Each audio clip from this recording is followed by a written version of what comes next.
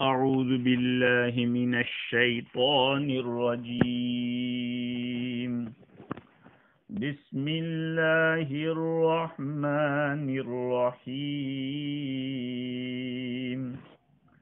قال فرعون آمنتم به قبل أن آذن لكم إن هذا لمكر مكرتموه في المدينة لتخرجوا منها أهلها فسوف تعلمون.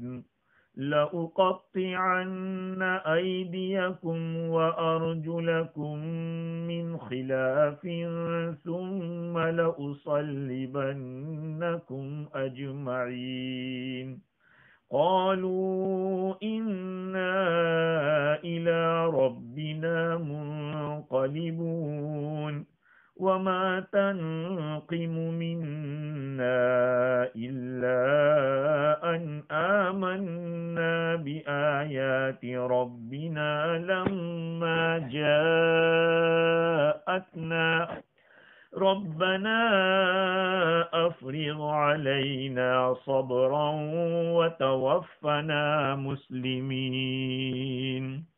صدق اللہ العظیم. معزز سامعین، بزرگوں، پیارے بھائیوں، سننے والی خواتین، مائیں اور بہنیں، اس سے پہلے ہماری جو گفتگو چل رہی تھی وہ فرعون کے جادوگروں کے ایمان میں داخل ہونے کی بات تھی. آج میں نے آپ حضرات کے سامنے سورہ اعراف کی آیت نمبر 123 سے لے کر 126 تک 4 آیتوں کی تلاوت کی ہے. ان آیات میں آگے چل کر کیا ری ایکشن ہوتا ہے اس کو بیان کیا ہے. جادوگروں نے، جنہوں نے صبح کے اندر جادو کے ساتھ صبح کی تھی، شام ہوتے ہوتے وہ ایمان کے اندر داخل ہو جاتے ہیں. فرعون نے دیکھا کہ جادو کے جاننے والے جو بڑے ماہر تھے وہی اسلام میں داخل ہو گئے ہیں، تو ہوگا کیا؟ ساری پبلک ان کی بات کو دیکھ کر ایمان میں داخل ہو جائیں گی.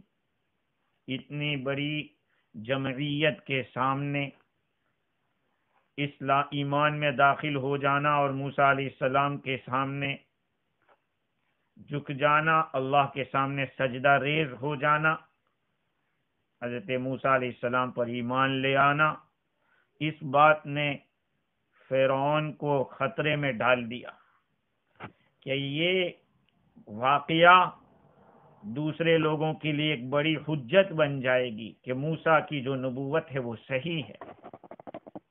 اس لیے فرعون نے 2 قسم کے شبہے ڈالے پبلک کے سامنے.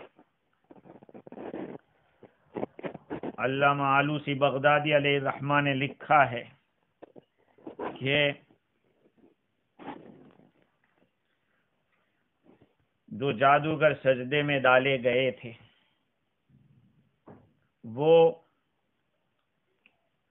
کیسے سجدے میں چلے گئے. خازن کے تفسیر خازن کے حوالے سے انہوں نے لکھا کہ اللہ تعالیٰ نے ان کے دلوں میں ایمان ڈال دیا تھا، ایمان ڈالا وہی سجدے میں گر گئے. اللہ نے ان کو ہدایت دی، ان کو الہام کیا ایمان کا، اسی ایمان کا اظہار کیا. اور یہ بھی کہا جاتا ہے مفسرین کی طرف سے کہ وہ اللہ تعالیٰ کی تعظیم کے خاطر سجدے میں چلے گئے. انہوں نے اللہ تعالیٰ کی قدرت کو دیکھا، اللہ تعالیٰ کے پاور کو دیکھا. اور ابن عباس رضی اللہ تعالیٰ عنہما کی روایت آلوسی نے نقل کی کہ سب سے پہلا جو ایمان میں پہل کرنے والا تھا وہ 4 بڑے جادوگر تھے جن کا نام پہلے گزرا ہے. میں نے آپ حضرات کی خدمت میں روح البیان کے حوالے سے ان چاروں کا نام لیا تھا، شابور، غادور اور حطت اور مصفہ.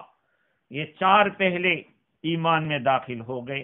ابن جوزی کے حوالے سے لکھا پھر دوسرے جادوگر بھی داخل ہو گئے، کیونکہ یہ استاد تھے. جب استاد کو دیکھا کہ وہی سمجھ گیا ہے کہ یہ اپنی بات نہیں، یہ جادو والی بات نہیں، کوئی دوسری بات ہے، تو ساری چیزیں سامنے آ گئی. جادوگر اس ایمان میں داخل ہو گئے. فرعون کو خطرہ ہوا اپنی کرسی کا، اور اپنے جو ماننے والے تھے ان کے ہاتھ سے نکل جانے کا. بعض کتابوں میں تو لکھا ہے، تفسیر کی کتابوں میں، کہ اس وقت تقریباً 6 لاکھ آدمی ایمان میں داخل ہوئے تھے. یہ الگ بات ہے کہ کسی نے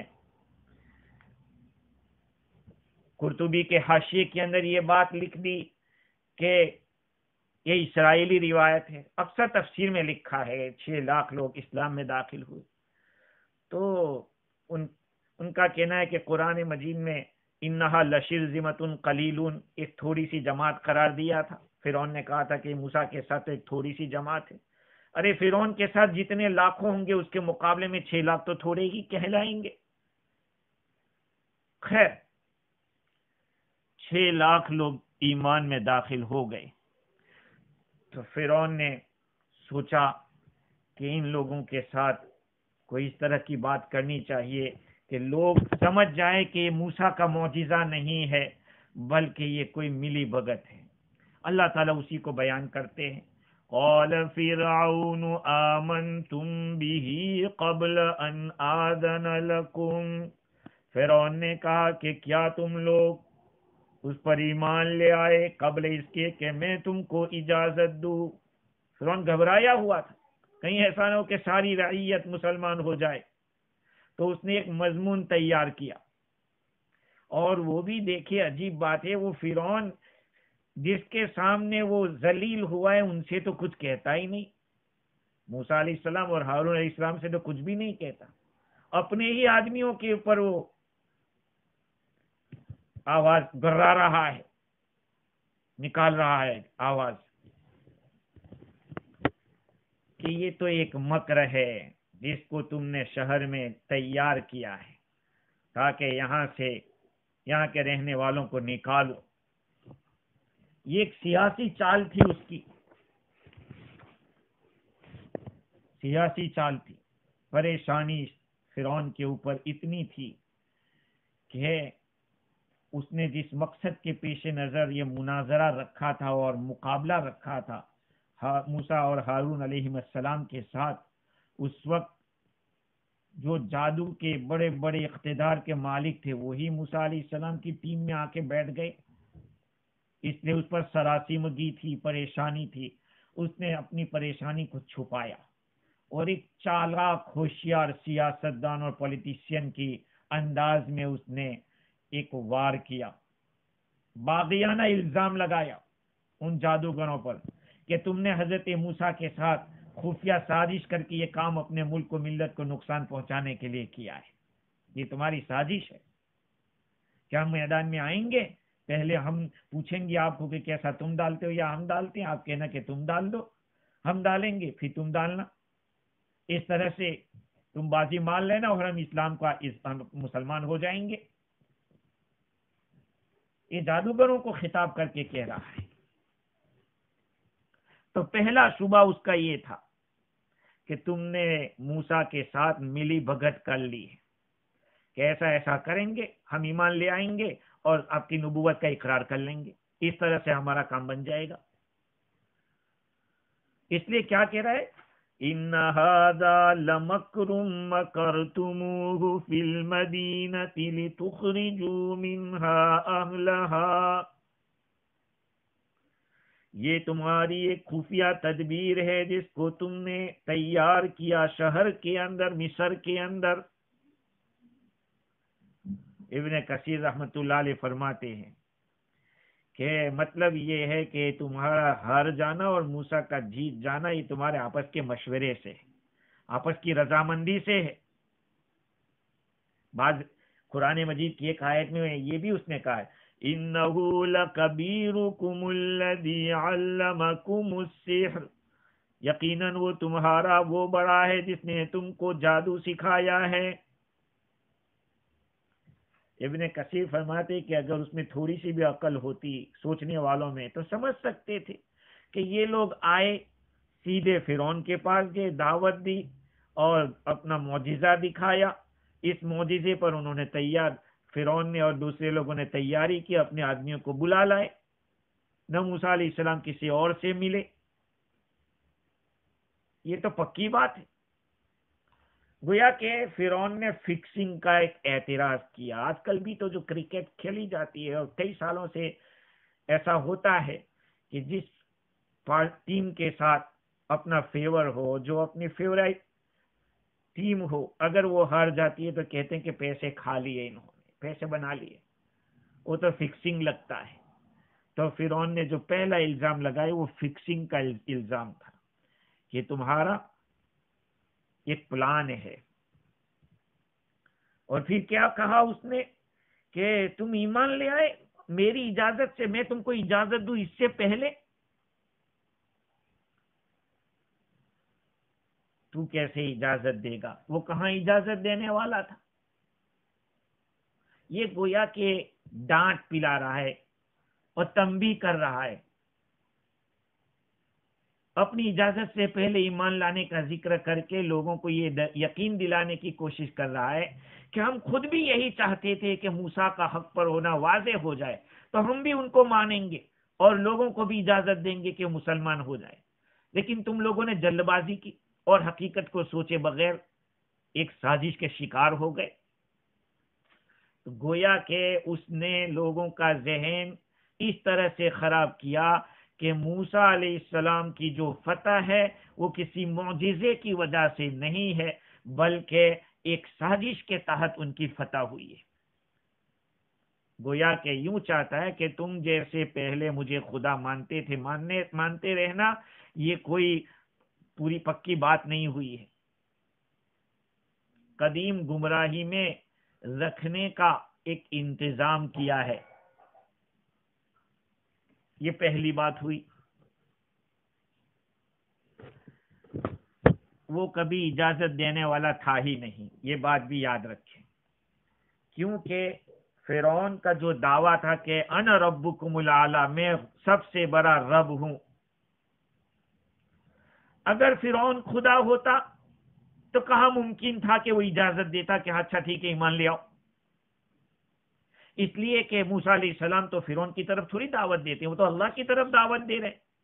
تو فرعون کی الوہیت کے دعوے کے خلاف ہے تو وہ کہاں اجازت دے گا. لیکن اللہ تعالیٰ جس کو ذلیل کرنا چاہتا ہے تو وہ ایسے موقع پہ اس طرح کی بات کرتے ہیں کہ میں یہاں دیکھیے کہہ رہا ہے کہ میری اجازت سے پہلے تم لوگ کیسے ایمان میں داخل ہو گئے. وہ اجازت دینے والا تھا ہی نہیں.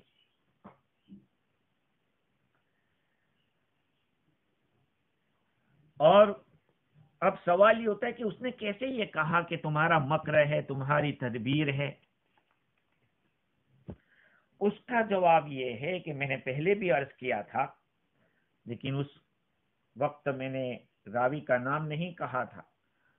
علامہ آلوسی بغدادی رحمۃ اللہ علیہ ابن جریر اور ابو شیخ کی روایت نقل کی ابن مسعود رضی اللہ تعالیٰ عنہ کے حوالے سے اور بھی کچھ صحابہ کے حوالے سے کہ موسیٰ علیہ السلام اور جادوگروں کا سردار موسیٰ علیہ السلام یہ سب ملے تو موسیٰ علیہ السلام نے فرمایا اس کو کہ تمہاری کیا رائے ہے، اگر میں غالب آ گیا تجھ پہ تو ایمان لے آئے گا مجھ پہ اور گواہی دے گا کہ میں جو لے کر آیا ہوں حق ہے. جادوگر نے کہا لآتین غدم بسحر لا یغلبہ سحر، ہم آئندہ کل ایسا جادو لائیں گے کہ جس پر کوئی دوسرا جادو غالب نہیں آ سکتا. انہوں نے بھی کہا تھا کہ جادو غالب نہیں آ سکتا، ہم ایسا جادو لائیں گے. اور اس نے کہا فواللہ لئن غلبتنی لأؤمنن بک، اگر تم غالب آ گئے تو میں ضرور تم پر ایمان لے آؤں گا اور میں گواہی دوں گا کہ تم حق پہ ہو۔ یہ فرعون دیکھ رہا تھا اور سن بھی رہا تھا یہ بات۔ اس سے فرعون کو موقع لگ گیا کہ اس نے کہا کہ تم تو پہلے سے ہی پلان کر کے بیٹھے تھے۔ پہلا شبہ یہ تھا، اور دوسرا شبہ لِتُخْرِجُوا مِنْهَا أَهْلَهَا، تاکہ مقصد تمہارا یہ ہے کہ اس شہر سے یہاں کے رہنے والوں کو نکال دو۔ یعنی موسیٰ علیہ السلام کا اور جادوگروں کا مقصد یہ ہے کہ اس شہر سے لوگوں کو نکالیں اور ہماری سلطنت کو ختم کر دیں۔ اور اس میں کوئی شک نہیں کہ وطن کا جدا ہونا اور جو پرانی نعمتیں اللہ کی طرف سے حاصل ہو گئی اس میں سے نکلنا ایک بہت بڑی مصیبت ہوتی۔ یقیناً میرے بھائیوں، اللہ تعالیٰ نے نعمت میں رکھا اور ان نعمتوں کو چھوڑنے کا جب وقت آتا ہے تو آدمی پہ جو گزرتی ہے وہ سمجھ سکتا ہے۔ ہاں، جس کو بیتی ہو اس کو پوچھو۔ ایک آدمی اچھے چین اور سکون کے ساتھ رہ رہا ہو اور پھر اس کو وہاں سے یک لخت نکلنے کو کہا جاوے تو اس پہ کیسے گزرے گی؟ یہاں پر بھی فرعون نے وہی چال چلی اور موسیٰ علیہ السلام پر جادوگروں پر الزام لگایا۔ اور امام رازی نے لکھا کہ یہ دو شبے ایسے ہیں کہ ان سے مضبوط اور کوئی شبہ نہیں ہو سکتا۔ ظاہری بات ہے کہ سامنے والے ہی کو ایک تو پہلے کہہ دو کہ تمہارے پر بھروسہ نہیں ہے، تم جھوٹے ہو، ایک بات یہ، اور پھر یہ کہ تمہارا مقصد یہ ہے۔ اور وطن جیسی چیز جہاں آدمی اچھی طریقے سے بود و باش کر رہا ہو اور سیٹل ہو، اس کو وہاں سے نکالنا۔ تو فرعون نے کہا لِتُخْرِجُوا مِنْهَا أَهْلَهَا، تم اس سازش سے چاہتے ہو کہ یہاں تمہارا غلبہ ہو جائے، یہاں کے باشندوں کو یہاں سے نکال لو اور پھر تمہاری ہیبت اور حکومت کا رعب اچھی طرح جم جاوے۔ فرعون نے یہ بات کہہ کر جادوگروں کو دھمکی دینا شروع کی۔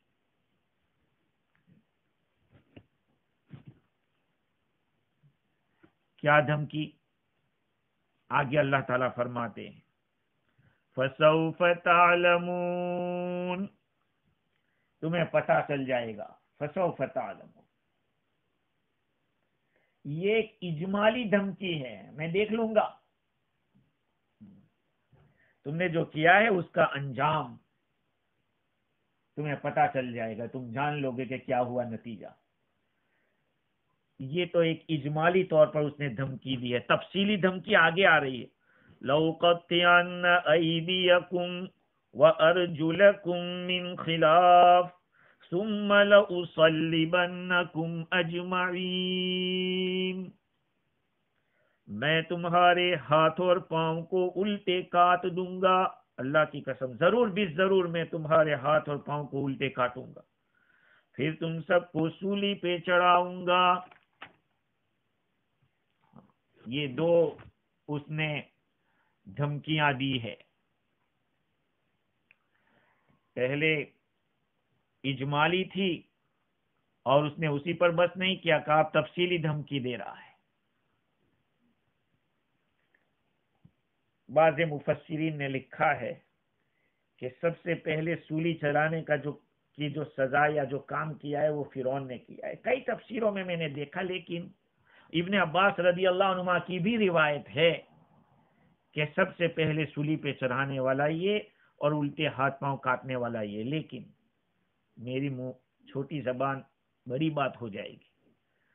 آج صبح کے اندر میں پڑھ رہا تھا 12ویں سپارے کی آیت کو، تو میرے ذہن میں ایک بات آئی کہ اکثر مفسرین نے یہ لکھا کہ سولی چڑھانے کا جو کام ہے وہ سب سے پہلے فرعون نے کیا، لیکن حضرت یوسف علیہ السلام کے قصے کے اندر وہ دو آدمی جنہوں نے خواب دیکھا تھا، ایک آدمی نے خواب دیکھا تھا کہ بادشاہ کو انگور کو کاٹ کے اس کی شراب پلا رہا ہوں، اور دوسرے نے یہ خواب دیکھا تھا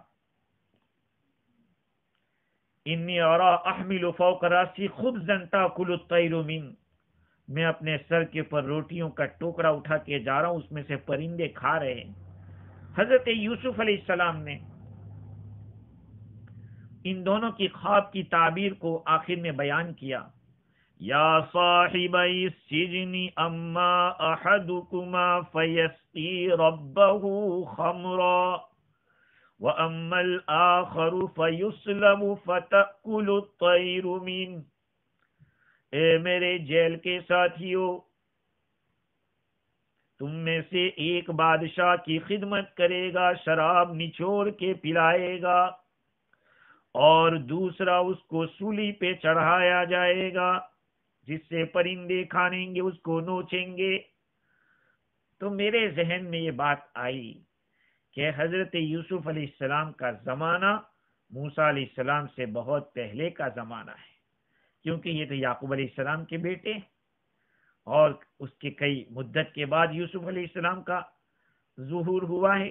چاہے 3-4 پشتیں ہی کیوں نہ ہو، لیکن بعد میں ہوا ہے، اور وہاں پہ سولی چرانے کی بات ہے. معلوم ہوتا ہے کہ سولی کا تصور پہلے تھا. ہاں، واللہ عالم بالصواب، یہ پتہ نہیں.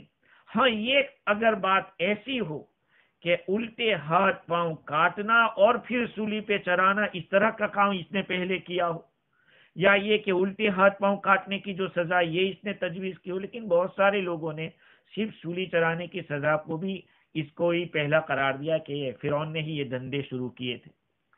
اب سوال یہ ہے کہ کیا اس نے یہ سزا دی تھی یا نہیں دی تھی؟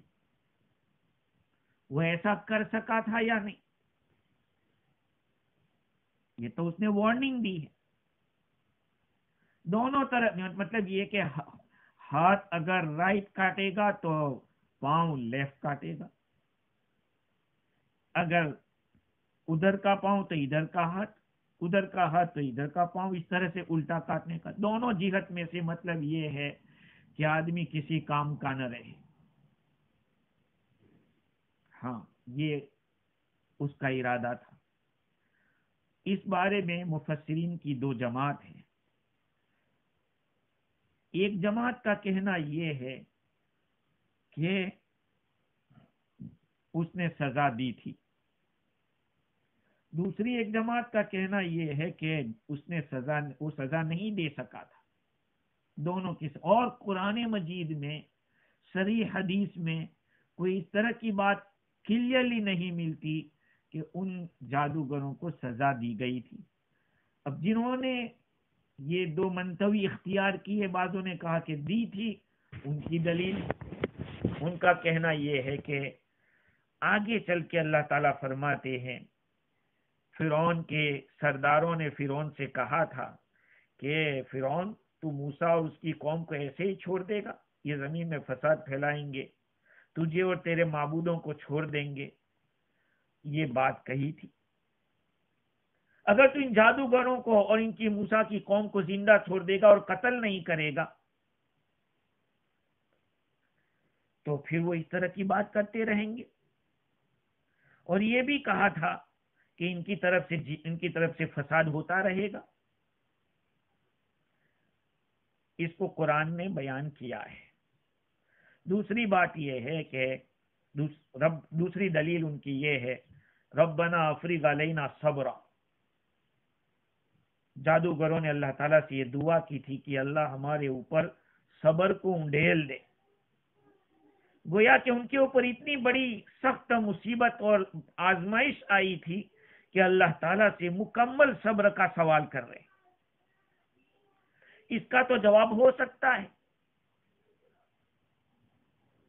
وہ یہ ہے کہ ایمان پر ثابت قدمی کی دعا کر رہے اور اس کی وعید کی دھمکی کا کوئی ہم توجہ نہ دے، اس کی دعا کر رہے.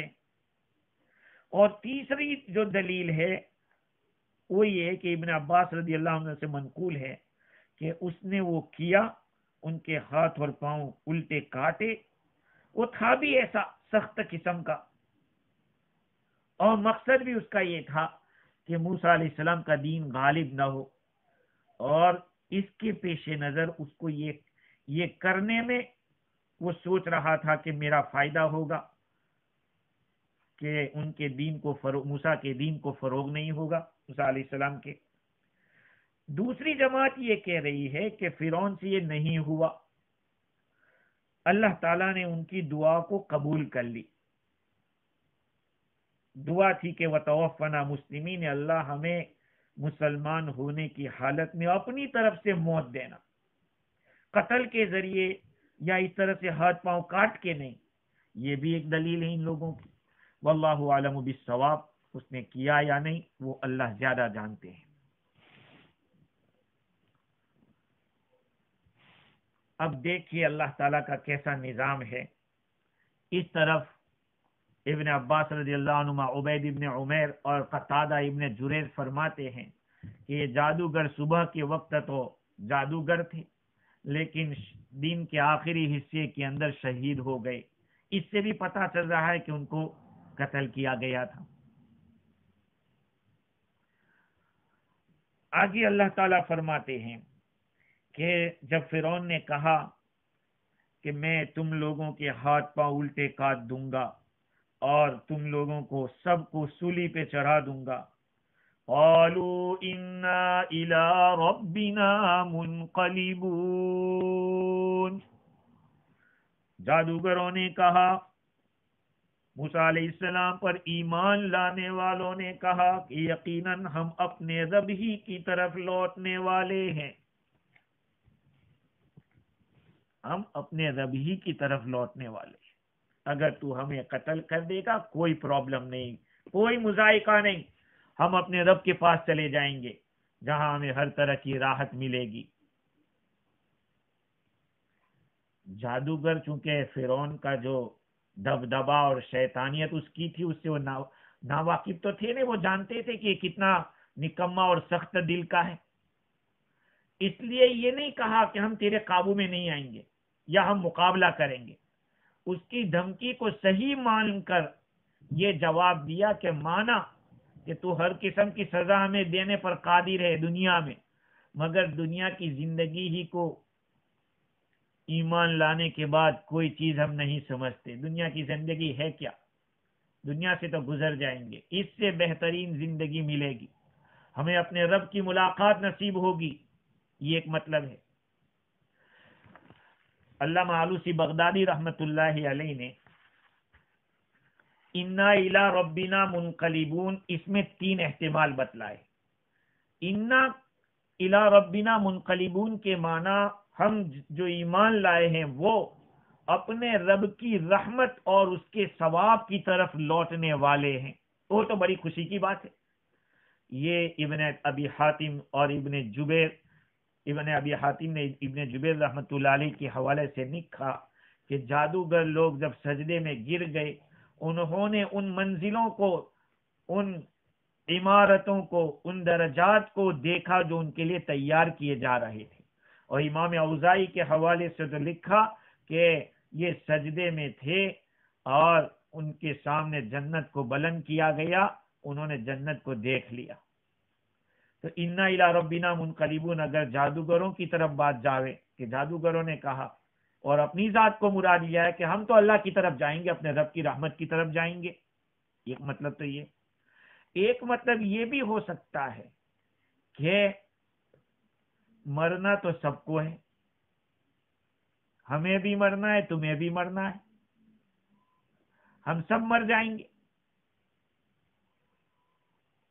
اگر آپ ہمیں مار ڈالیں گے تو کوئی بات نہیں. مطلب یہ ہے کہ فرعون ہو یا سب کو ہی مرنا ہے، کوئی باقی رہنے والا نہیں ہے. وَمَن لَّمْ يَمُتْ بِالسَّيْفِ مَاتَ بِغَيْرِهِ تَعَدَّدَتِ الْأَسْبَابُ وَالْمَوْتُ وَاحِدٌ، جو تلوار سے نہیں مرے گا تو دوسری چیز سے مر جائے گا. اسباب متعدد اور علیحدہ علیحدہ ہیں، حالانکہ موت ایک ہے. موت تو سب کو آنے والی ہے، اس راستے سے آئے یا کسی دوسرے راستے سے آئے. إِلَى دَيَّانِ يَوْمَ الدِّينِ نَمْضِي وَعِندَ اللَّهِ تَجْتَمِعُ الْخُصُومُ، بدلے کے دن اللہ کے سامنے ہم گزریں گے اور اللہ تعالیٰ کے پاس سارے مد مقابل آپس میں جمع ہوں گے. ہاں اللہ کے سامنے سب کو جمع ہونا ہے، تو مرنا تو تجھ کو بھی ہے اور ہم کو بھی ہے، ہم بھی مریں گے تو بھی مرے گا۔ تو مراد یہ ہے کہ یا تو جادوگروں کے بارے میں کہا، جادوگروں نے کہا کہ ہم اپنے رب کی طرف لوٹنے والے، یا فرعون اور سب لوگ جائیں گے، یا یہ کہ جادوگر اور سب مراد ہیں۔ تین اقوال اس میں لکھے ہیں۔ خیر، تو ایک مطلب یہ بھی ہو سکتا ہے کہ تیرا جو دل چاہے کر لے، آخر ہم اور تم سب رب العالمین کے سامنے پیش ہوں گے۔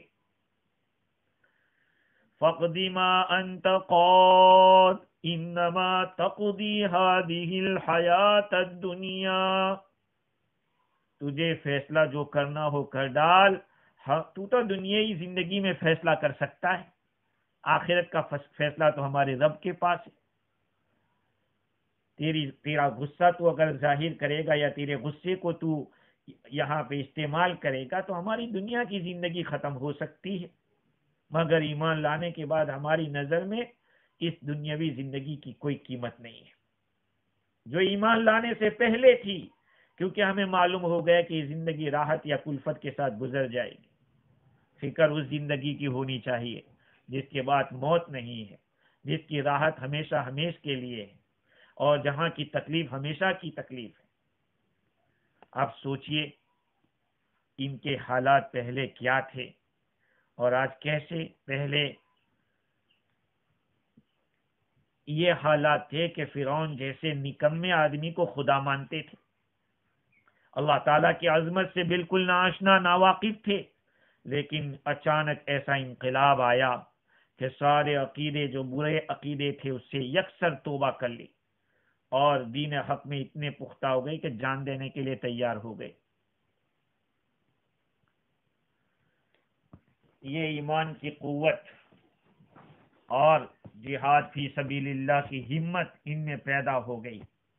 نبی کی صحبت اور حق شناسی اور اپنے علم میں پختگی، اللہ تعالیٰ نے ان کے لیے علم و معرفت کے دروازے کھول دیے۔ یہی وجہ ہے کہ اللہ تعالیٰ سے دعا کر رہے ہیں وہ لوگ، ربنا، آگے دعا کرتے ہیں ربنا افرغ علینا صبرا، لیکن اس سے پہلے کہ وہ اللہ سے دعا کرے فرعون کا ایک ایسا جواب دیا، امام رازی نے لکھا کہ اس سے بڑھ کر اور کوئی جواب نہیں ہو سکتا۔ امام رازی نے یہ کہا کہ اس سے بڑھ کر کوئی جواب نہیں ہو سکتا تھا، ایمان والا آدمی ایسی دھمکی کے موقع پر اس سے بڑھیا جواب نہیں دے سکتا۔ کیا کہا انہوں نے کہ بے وقوف تو اتنا سوچ، فرعون کو کہا کہ تو اتنا سوچ، ہم جو کام کیے ہیں، ایمان میں داخل ہوئے ہیں، وہ تو ایسی چیز ہے کہ اس پہ وعید نہیں ہونی چاہیے، دھمکی نہیں ہونی چاہیے، اس پہ کوئی عذاب نہیں ہونا چاہیے، بلکہ ان کو تو نوازنا چاہیے، کیونکہ دلیل جب آ گئی، پروف آ گیا کہ یہ ایمان والی بات ہے، یہ خدائی طاقت ہے، یہ جادو نہیں ہے، تو تجھے بھی یہی کرنا چاہیے۔ تو ہم سے کیوں ناراض ہے؟ تو ہم پہ غصے کیوں ہو رہا ہے؟ وَمَا تَنْقِمُ مِنَّا إِلَّا أَنْ آمَنَّا بِآيَاتِ رَبِّنَا، تجھے ہم سے یہی بات بہت زیادہ ناپسند ہے کہ ہم اپنے رب کی آیتوں پر ایمان لے آئے، جبکہ ہمارے پاس آ گئی، ہم نے دیکھ لی، آ گئی اور ہم نے دیکھ لی۔ دیکھو لما جاءتنا، ہمارے پاس آ گئی یہ نشانیاں۔ ایک ترجمہ تو یہ کیا ہے کہ تمہیں ہم سے زیادہ ناپسند یہی بات لگ رہی ہے، اور ایک مطلب یہ کہ تو ہمیں سزا اسی بات کی دے رہا ہے، اسی وجہ سے دے رہا ہے کہ ہم اپنے رب کی آیتوں کے ہمارے پاس آ جانے کے بعد ہم ایمان لے آئے، اس لیے۔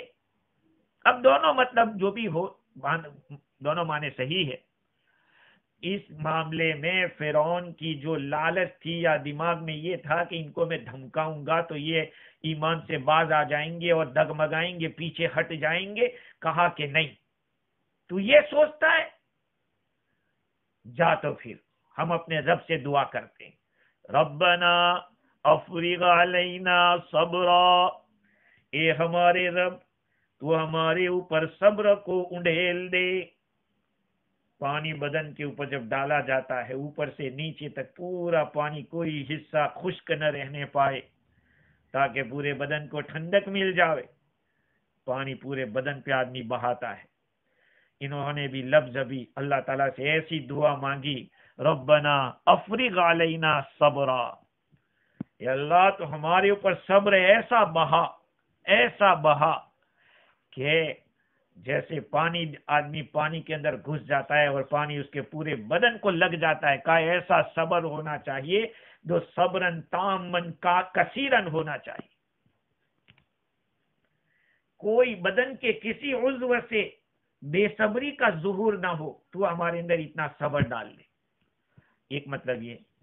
اور آلوسی نے یہ بھی لکھا کہ یہ سب برابر معنی تطہیر، پاک کرنا، سب یسب کے معنی ڈالنا، یہ افراط کے معنی سب بہانا، پانی بہانا، تو پاکی کے لیے یا اللہ تو ہمیں سارے گناہوں سے ایسا پاک کر دے کہ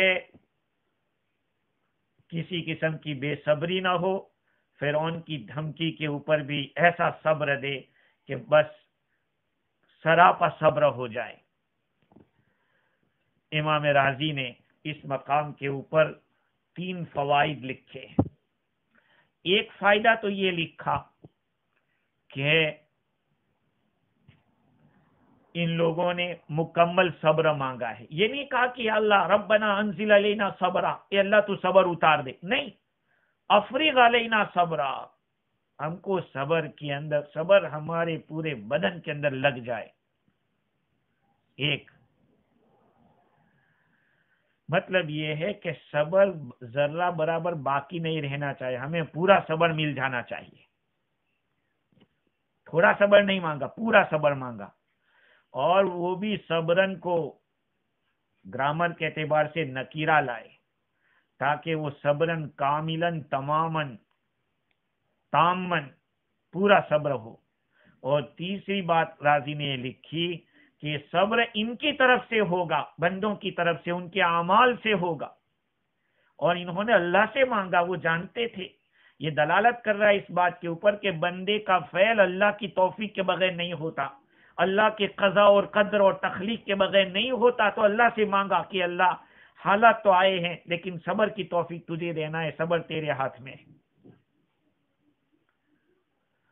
معتزلہ میں سے قاضی صاحب کہتے ہیں کہ انہوں نے اللہ کا لطف مانگا تھا، اللہ کی مہربانی کہ ہم ثابت قدم کا دعا میں اسی طرح کی بات ہوتی ہے۔ راضی نے کہا کہ یہ داعیہ آیا کہاں سے اس طرح کا مانگنے کا، یہ جذبہ آیا کہاں سے؟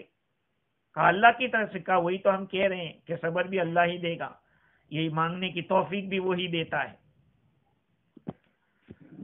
مفتی شفیع صاحب نور اللہ مرقدہ نے اس مقام کے اوپر لکھا ہے، اور میرے بھائیوں سمجھنے کی بات ہے، وہ کیا ہے کہ ربنا افریغ علینا صبرا وتوفنا مسلمین، جو انہوں نے دعا مانگی ہے، یہ اشارہ معرفت کی طرف ہے۔ یہ اللہ کے ایسے ولی بن گئے ہیں، اللہ کے ایسے قریب ہو گئے ہیں کہ اللہ تعالیٰ نہ چاہے تو انسان کا عزم ہمت کچھ کام نہیں آتا۔ یہی تو معرفت ہے، اللہ سے تعلق، اللہ کی پہچان۔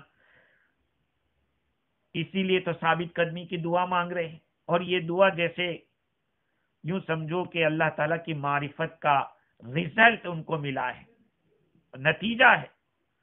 وہ جان اس مشکل حل کا بہترین ذریعہ بھی یہی ہے جس میں یہ لوگ اس وقت مبتلا تھے، کیونکہ صبر اور ثابت قدمی ہی ایسی چیز ہے جو انسان کو اپنے مد مقابل میں کامیاب کرنے کا سب سے بڑا ذریعہ ہے۔ مفتی شفیع صاحب رحمت اللہ علیہ فرماتے ہیں کہ آج مسلمان اور مسلم حکومتیں اپنے آپ کو پاورفل بنانے کے لیے ساری تدبیریں اختیار کر رہی ہے، مگر اس کو بھول بیٹھے ہیں جو قوت اور وحدت کی روح ہے، جس سے آدمی کے اندر طاقت پیدا ہوتی ہے، روح میں طاقت آتی ہے۔ فرعونی جادوگروں نے بھی پہلے ہی مرحلے میں یہ سمجھ لیا تھا کہ چاہے ہم اللہ تعالیٰ کو پہلے نہ پہچانتے تھے، نہ خدا ناشناس تھے، اللہ کو پہچانتے نہیں تھے، لیکن اللہ تعالیٰ نے ایک دم بھر میں نہ فقط ان کو مسلمان کیا بلکہ عارف کامل بنا دیا، مجاہد و غازی بنا دیا۔ دیکھو اتنی بڑی جانبازی، جواں مردی انہوں نے دکھائی ہے۔ مفتی شفیع صاحب رحمت اللہ علیہ فرماتے ہیں کہ موسیٰ علیہ السلام کا جو عصا کا معجزہ ہے، اس معجزے سے بھی کم نہیں ہے۔ یہ معجزہ کہ تھوڑی دیر میں ایمان میں داخل ہوئے اور داخل ہو کے اتنے زیادہ آگے نکل گئے کہ جان دینے کے لیے تیار ہو گئے، وقت ابھی نہیں گزرا ہے۔ مفتی شفیع صاحب رحمت اللہ علیہ فرماتے ہیں کہ یورپ کی اقوام، یورپ کی پچھلی جنگ عظیم کے جو اسباب اور نتائج ہیں، اس پر غور کرنے والے کمیشن نے ایک رپورٹ نقل لکھی تھی۔ اس رپورٹ میں لکھا تھا کہ مسلمان جو اللہ اور آخرت پر ایمان رکھنے والے ہیں، یہی وہ قوم ہے جو میدان جنگ میں سب سے زیادہ بہادر اور مصیبت و مشقت پر صبر کرنے میں سب سے آگے ہے۔ اور اسی وجہ سے مفتی صاحب فرماتے ہیں کہ یہی وجہ ہے کہ اس وقت جرمنی اقوام میں فنون حرب یعنی جنگ کے جو طریقے ہیں، اس کے ماہرین اس کی تاکید کرتے تھے کہ فوج میں دینداری ہو، آخرت کا خوف پیدا کرنے کی کوشش کی جائے، کیونکہ اس سے جو قوت حاصل ہوتی ہے وہ کسی دوسری چیز سے حاصل نہیں ہوتی۔ آج میرے بھائیو، ہم نے اسباب کو اتنا سمجھ لیا کہ ہم اسباب کے پیچھے مر گئے۔ آج مسلم حکمران، اللہ اکبر، اللہ ان کو توفیق دے اور صحیح سمجھ دے کہ اللہ تعالی کے ذات کے اوپر کامل توکل ہونا چاہیے، اس کا دور سے بھی واسطہ نہیں ہوتا۔ تقوی طہارت کی زندگی تو اللہ اکبر آج ایک عنقا بن گیا۔ تقوی اور پرہیزگاری، مدارس، مکاتب، مساجد، یہ جو مراکز دینیہ ہے، اس کے چلانے والوں کے اندر تقوی طہارت کی اتنی کمی نظر آ رہی ہے، تو اب آگے کیا کہیں۔ اسباب کے پیچھے ایسے مر گئے کہ مسبب اسباب کو بھول بیٹھے۔ تو اس آیت کریمہ کے اندر کتنا بڑا لیسن اور سبق ہے، ہم سمجھ سکتے ہیں۔ دوسری بات یہ ہے کہ انہوں نے دعا کی وَتَوَفَّنَا مُسْلِمِينَ، اے اللہ ہمیں مسلمان ہونے کی حالت میں موت عطا فرما۔ اس سے راضی نے کہا کہ پہلے تو یہ کہا تھا کہ آمنا برب ہارون و موسیٰ، ہم ہارون و موسیٰ اور ہارون کے رب پر ایمان لے آئے۔ یہاں کہتے ہیں وَتَوَفَّنَا مُسْلِمِينَ، معلوم ہوا کہ اسلام اور ایمان ایک چیز ہے۔ اور دوسری ایک بات یہ ہے کہ اسلام اور ایمان بھی یہاں پہ اللہ سے مانگ رہے ہیں کہ مسلمان ہونے کی حالت میں موت عطا فرما۔ یہ اللہ کی توفیق کے بغیر نہیں ہو سکتا، اسی لیے اللہ تعالیٰ سے مانگا۔ تو میرے بھائیوں، آپ سوچئے کہ جادوگر اور شہید کا مقام، اور ایسے سلطان جائر کے سامنے کلمہ حق کہنا کتنا بڑا درجہ ہے۔ اسلام کے اندر تو اس کو بہت بڑا جہاد قرار دیا ہے۔ کلمۃ حق عند سلطان جائر، ظالم بادشاہ کے سامنے کلمہ حق کہہ دینا ایک بہت بڑا کام ہے۔ تو ان آیات کے اندر حق سبحانہ و تعالی نے یہ بات بیان کی ہے کہ فرعون کے جو جادوگر فرعون لے کر آیا تھا، وہ جادوگر فرعون کے ہاتھ میں نہیں رہے اور اللہ تعالیٰ نے ان کو ہدایت دے دی. اور جو جواب فرعون کو ان لوگوں نے دیے ہیں واقعتاً بہت ہی زیادہ ہمت کے جواب ہے، کیونکہ فرعون چومیخا کرتا تھا. چومیخا کا مطلب یہ کہ کسی کو کوئی سزا دینی، اس کو کیلیں ٹھوک دیتا تھا، کیلیں. یہاں سب کے سامنے اس کی رسوائی ہوئی ہے، اور ایسی رسوائی ہوئی کہ اسی کے سامنے کلمہ حق پڑھ دیا، کلمہ اللہ کے اوپر ایمان لے آئے، موسیٰ علیہ السلام کی باتوں کے اوپر ایمان لے آئے. اب آپ دیکھیے کہ حضرت موسیٰ علیہ السلام اور ہارون علیہ السلام جو اصل دعوت دینے آئے تھے ان سے تو بات بھی نہیں کر رہا ہے. وہ اپنوں ہی کو خسیانی بلی کھمبا نوچے، اس طرح سے ان جادوگروں کے اوپر. اس کو اب ڈر تو ہو گیا تھا کہ اگر کچھ کرنے گیا پھر موسیٰ علیہ السلام نے لاٹھی پھینک دی تو ہمارا کیا ہوگا، پائجامے خراب ہو جائیں گے. اس لیے اس نے سوچا کہ ان کو تو چھیڑنا ہی نہیں ہے اور ان کو چھوڑنا نہیں ہے. یہ فرعون کی حرکت تھی. خیر مزید گفتگو آئندہ کل کریں گے کہ آگے چل کے کیا ہوتا ہے.